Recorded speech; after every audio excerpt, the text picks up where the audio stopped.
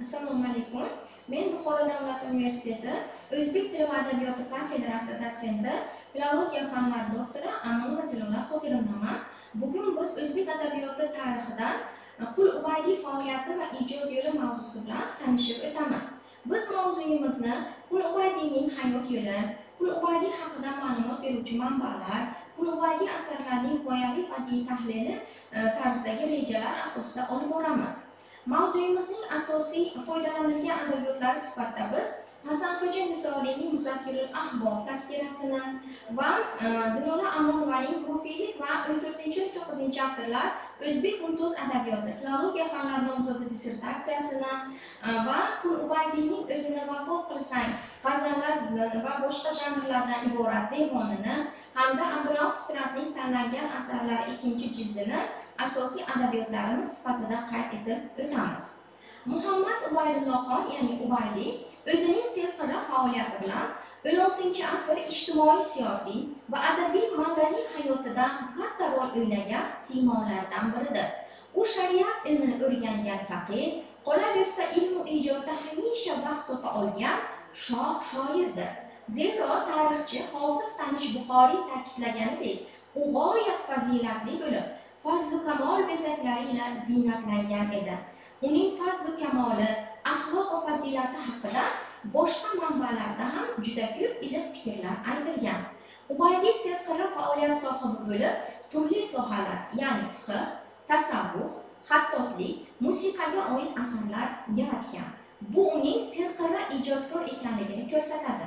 Shoir o'z she'rlarini Ubaydiy, Qul Ubaydiy taxalluslari bilan yozib, ijod sohasida birinchi ustozi deb Alisher Navoiyni taniydi va bu haqida o'z she'rlarida shunday deydi: she'rlar aytib Ubaydiy ham Navoiy she'ridek, ko'rki shoirlar aroul dog'i shoir bo'lg'usi. Demak, o'zining ustozi Alisher Navoiy ekanligini va Navoiy kabi olamni shuhratda tutadigan g'azallar yozish ishtiyoqi borligini ta'kidlaydi. Ubaydiy ijodida diniy tasavvufiy g'oyalar, haqiqiy va majoziy ishq tarannumi ko'zga yaqqol tashlanadi. Abdurahmon Fitratning qayd etishicha, o'zining hukumat ishlariga qaramasdan shayxlik ham qilar edi. Shoir she'rlarida ko'pincha yassaviylik va naqshbandiylik tariqatining ta'siri seziladi. Ubaydullohning yassaviylar bilan juda qat'iy bog'langanligiga yana bir dalil Yassaviy shayxi Xudoydodning muridi Muhammad Diyor No'g'ay otaga o'z qizini berganidir deb aytadi Fitrat. Demak, bu bilan Ubaydiyning yassaviylarga qanchalik yaqin ekanligini ko'rishimiz mumkin. Ubaydiy jang jadallarda Ahmad Yassaviy ruhidan madad tilab, ijodida esa unga ergashib hikmat janrida qalam tebratganligini ham qayd etish lozim. Ammo shoh shoirning otasi Muhammad ya'ni Mahmud Sultonning Naqshbandiya tariqatining o'sha davrdagi ulug' peshvosi bo'lgan Xo'ja Ahmor Valiyga yuksak ehtirom ko'rsatganligini ham inobatga olish lozim. U o'g'liga ism qo'yishni ulug' shayxdan so'raydi. Bu bilan otasining Naqshbandiylarga qanchalik e'tiborli ekanligini ko'rishimiz mumkin. Ubaydulloh Bahodirxon 1486-yili Vazir shahri yaqinidagi Yamanni Tirsat mavzesida tug'ilgan. Naqshbandiya shayxlariga e'tiqodi baland bo'lgan, hozir aytganimizdek, Buxoro hokimi Mahmud Sulton o'sha davrdagi shayxul mashoyix, mashhur diniy va siyosiy arbob Xo'ja Ubaydulloh Ahmor Valiydan o'z o'g'liga nom qo'yishni iltimos qiladi. U esa chaqaloqqa o'z ismini beradi. O'z nomlarini berishlari ul zotning zo'r marhamatlaridan bo'ldiki, shuning uchun ham uning bebaho asarlari va yaxshi nomlarining oqibati olamga boqiydir deb yozadi mashhur tarixchi Hofiz Tanish Buxoriy o'zining Abdulla nomi asarida. Yoshligidan Ubaydullohxon Amir Abdulla Yamani, Xo'ja Muhammad Sadr, Xo'ja Mullo Isfahoniy, Mavlono Muhammad Azizon kabi o'z davrining yetuk alomalari qo'lida tahsil oladi. Xo'ja Mavlono Isfahoniydan hadis ilmini, Mavlono Mahmud Azizondan fiqhni, Yor Muhammad Qoridan qiroatni o'rganadi. U tasavvuf bilan bog'liq saboqni otasining piri hisoblangan Mavlono Muhammad Qozidan oladi. Keyinchalik Xo'jagon Naqshbandiya tariqatining balandparvoz shahbozi deb ta'riflangan Mahdum A'zamga shogird tushgan. Xususan, Mir Arab nomi bilan shuhrat qozongan Amir Abdulla Yamaniyga Ubaydullohxonning e'tiqodi baland bo'lib, unga irodat nisbati bor edi. Mir Arab uning ma'naviy piri va harbiy masalalarda ham Ubaydullohxonga yaqindan maslahatlar berib turgan. Ubaydullohxon serqirra iste'dod egasi bo'lganligi, adabiyot, san'at, ilohiyot, xattotlik kabi bir necha sohalarda o'z iqtidorini namoyon etganligida ko'rinadi. Xususan she'r ilmlarida sohibi fan deb Hasanxo'ja Nisoriy ta'riflaydi. Ubaydi, Qul Ubaydi, Ubaydulloh taxalluslari bilan o'zbek, fors, tojik va arab tillarida birday mahorat bilan qalam tebratadi. Uning har uchala tildagi devonlarni o'z ichiga olgan va xattot Husayn al-Husayniy tomonidan 1583-yili ko'chirilgan kulliyotning yagona nusxasi hozirgi kunda O'zbekistonda Sharqshunoslik institutida 8931 inventar raqami bilan saqlanadi. Uning asarlarini inobatga oladigan bo'lsak, quyidagilarni alohida ta'kidlaymiz. Birinchi, Devon Ubaydullohxon kitobi qo'lyozmasi Turkiyaning Nuri Usmoniya kutubxonasida 4904 inventar raqami bilan saqlanadigan asar, demak devoni. Ikkinchi, At-Tavjid risolasi, keyingisi Omonatxona, Shartnoma, G'ayratnoma, Sabrnoma kabi manzumalarni aytishimiz mumkin. Shoirning Fors devonidan 163 g'azal, 418 ruboiy, 7 qit'a, bitta far, masnaviy, tarjiband va 3 ta muammo berilgan. Arab tilidagi merosida esa 35 ga yaqin g'azal, qit'a va farqlardan iborat. Demak, ko'rinib turibdiki, Ubaydullohxon Zullisonayn shoir bo'lib, arab, fors va turkiy tilda birdek qalam tebratgan sohib devon shoirdir. Ubaydining adabiy xizmatlaridan yana biri Ahmad Yassaviy asos solgan hikmatnavislik an'anasiga yangi hayot bag'ishlaganidir. Undan 1786 baytdan iborat bo'lgan 220 dan ortiq hikmat yetib kelgan. Abdurrauf Fitrat ham Ubaydiyning forscha va o'zbekcha chiroyli parchalari ko'p. Bu kungi materiallarga ko'ra uni bu davrning eng yaxshi shoiri deb qabul qilishga to'g'ri keladi deb yozgan edi. Shoirning Ahmad Yassaviyga bo'lgan tom ixlosining yana bir ko'rinishi taxallus tanlashda ham ko'rinadi. Zero Yassaviy o'z taxallusiga qul sifatlovchisini qo'llaganligi barchamizga ma'lum. Shu jumladan Ubaydi ham o'z taxallusini shunga mos ravishda Qul Ubaydi tarzida nomlagan. Qolaversa Ahmad Yassaviy kabi hikmat janrida ham ijod qilgan. Fikrimizning isboti sifatida shoirning quyidagi hikmatini tahlilga tortsak: ayo do'stlar, jondan kechib, ishq erkin tutdim mano, vahdat mayin ichguncha, ne xunoblar yutdim mano.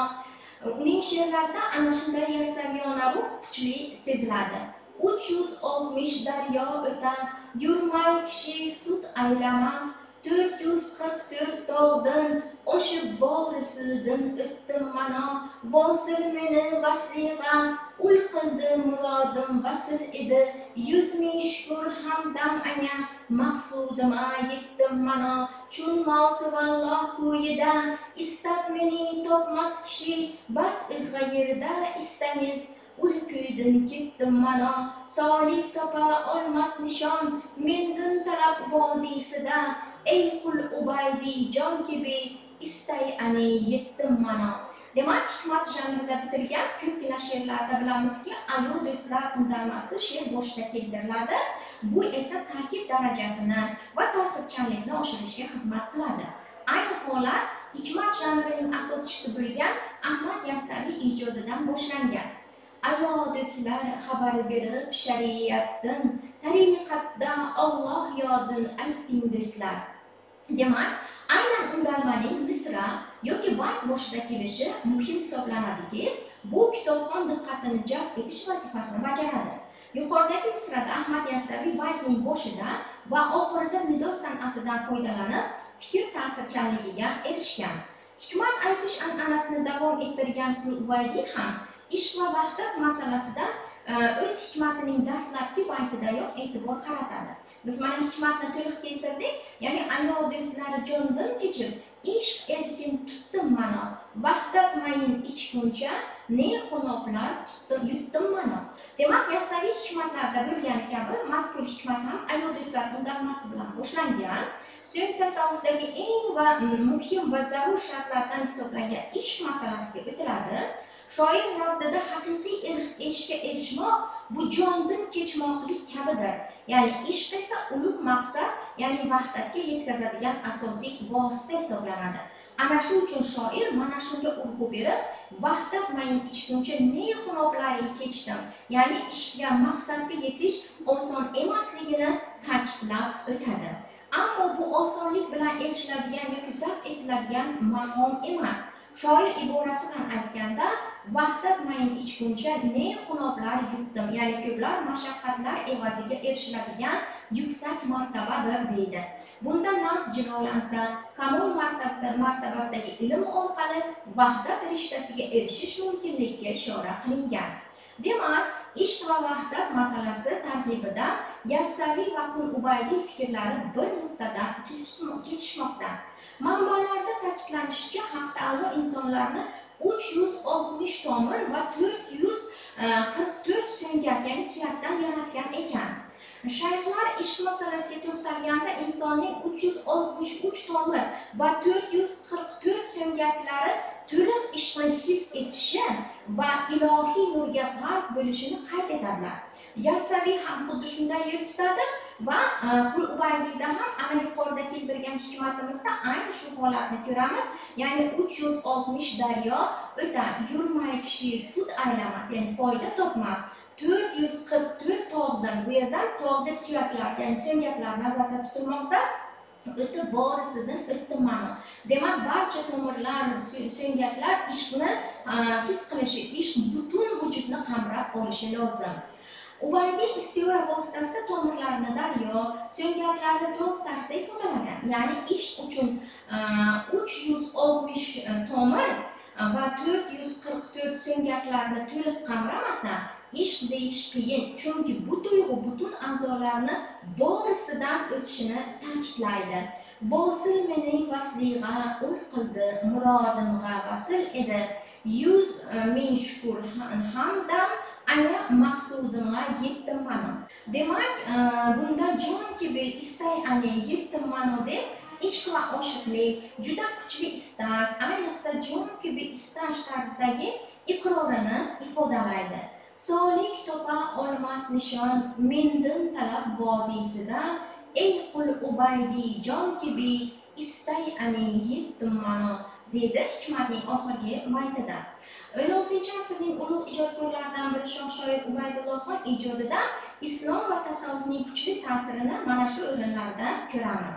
Shuningdek, uning ijodida ma'lum ma'noda hurufiylik tariqatiga qiziqish ham uchraydi.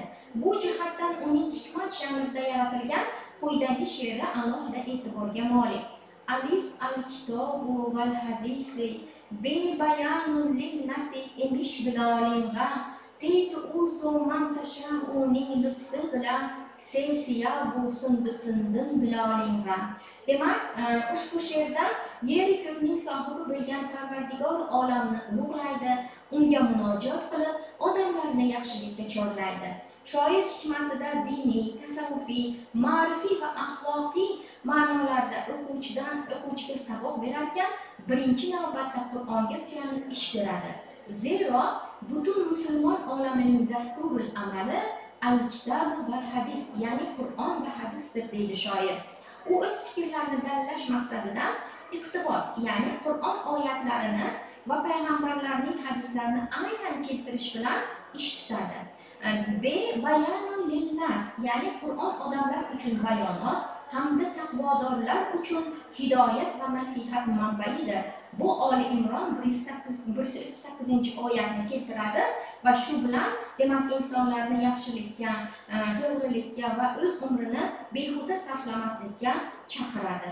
Ma'lumki, Alloh insonlarni yaratib, ulardan xohlaganlariga anbiyo va istaganlariga avliyo maqomini nasib etgan. Ya'ni tuizzu man tasha'u, ya'ni xohlagan kishiga hukmronlik ato etur, xohlagan kishidan hukmronlikni tortib olur. Oli Imron 26-oyatni ham iqtibos qilib keltiradi. Mana shunday holatlarni ko'ramizki, Ubaydiy ijodida hikmatlarida to'g'rilik, rostlik, diyonat kabi yuksak insoniy fazilatlar targ'ib qilinadi. Shoir komil inson haqidagi qarashlarini ifodalashda albatta Qur'oni Karimdan ilhomlangan. Demak, uning ijodida yasaviylik, naqshbandiylik kabi ma'lum ma'noda biroz qiziqish darajasida bo'lsa-da, urufiylikka ham ta'sir mavjud ekanligini ko'rishimiz mumkinki, bu Qul Ubaydiyning o'zbek mumtoz adabiyotida keng mavzularni yoritgan serqirra shoir, iste'dodli qalamkash ekanligidan dalolat beradi. E'tiborlaringiz uchun rahmat.